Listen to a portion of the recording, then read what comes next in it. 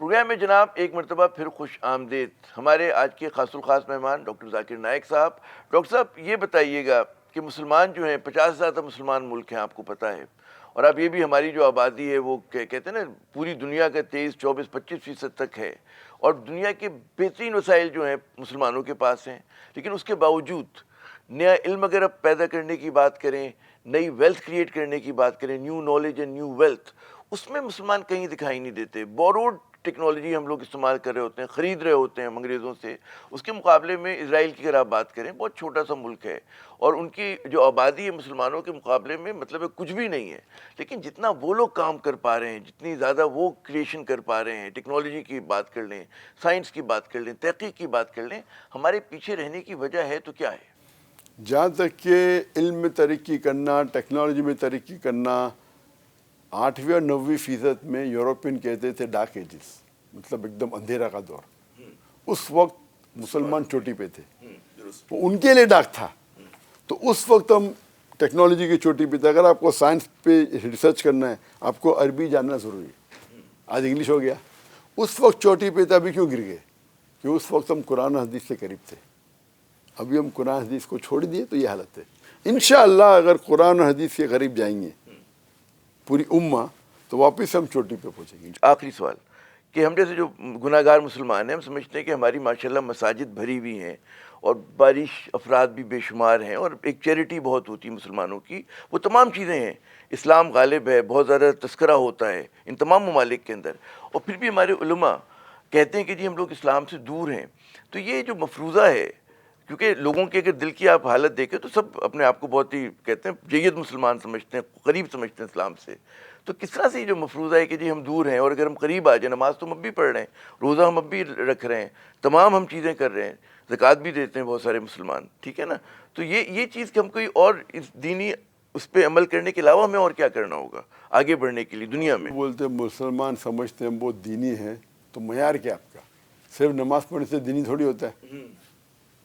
نماز پڑھ رہے، چاہے مسجد میں پڑھ رہے، چاہے 5 ٹائم پڑھ رہے، مجھے لگتا نہیں کہ 100% مسلمان چاہے ہندوستان میں ہو چاہے پاکستان میں ہو 5 ٹائم نماز پڑھتے.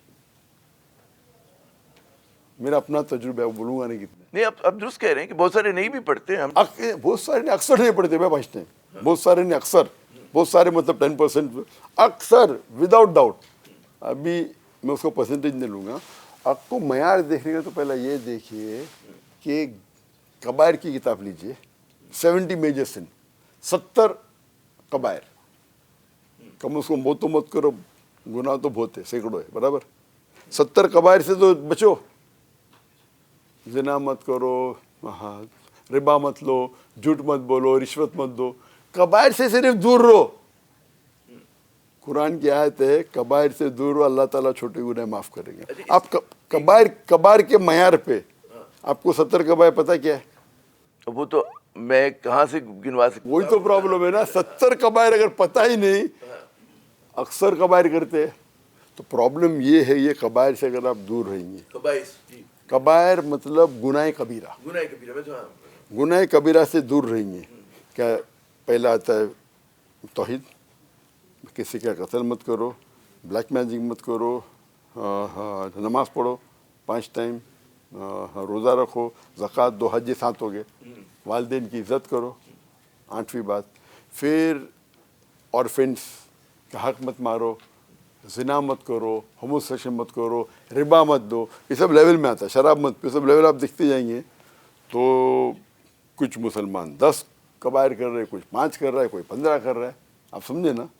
تو اگر آپ کبائر سے تو کم از کم بچو. تو پرابلم یہ ہے کہ ہم مسلم سماج میں بہت زیادہ یہ گناہ عام ہے، آپ کا کہنا یہ ہے، اور اس کی وجہ سے ہم لوگ اس عام ہے. نمبر 12واں کبائر ہے، گناہ کبیرہ ہے ربا. ربا سمپل ہے. آپ سود، وہ بینک جو سود لیتا ہے اس سے مت کرو. اکثر مسلمان سود میں ڈوبے ہوئے. آپ سروے، ابھی یہاں کے سروے کے حساب سے کوئی کہہ رہا تھا 23% of the banking is by Islamic banking and 77%، اس کو میں ویریفائی نہیں کیا ہوں بٹ تقریباً وہی ہوگا. तो 77% इज विद रिबा बेस्ड। आप समझे ना? जो कन्वेंशनल बैंकिंग, जिसको हम रिवायती बैंकिंग, जिसको आप रिबा फरमा रहे हैं। हाँ रिबा, जी। Interest based. बहुत सारे सवाल हमारे रह गए, लेकिन जाहिर है कि जाकिर नाइक साहब बहुत मसरूफ शख्सियत हैं, इनके और कमिटमेंट से मैं बहुत शुक्रिया अदा करता हूँ आज न्यूज़ की तरफ से और अपनी तरफ से। आपने अपना कीमती वक्त दिया। नाज़रीन, आपने डॉक्टर जाकिर नाइक साहब की गुफ्तगू सुनी, बड़ी पुरमग़ज़ गुफ्तगू सुनी, और जो मेरा टेक अवे है इसमें वो ये है कि जनाब, इस्लाम जिस चीज़ का हमें दर्ज देता है वो ये है कि आप अपने इल्म को बढ़ाते रहें, जिद्दोजहद जारी रखें और अल्लाह पे तवक्कुल रखें, अल्लाह पे भरोसा रखें।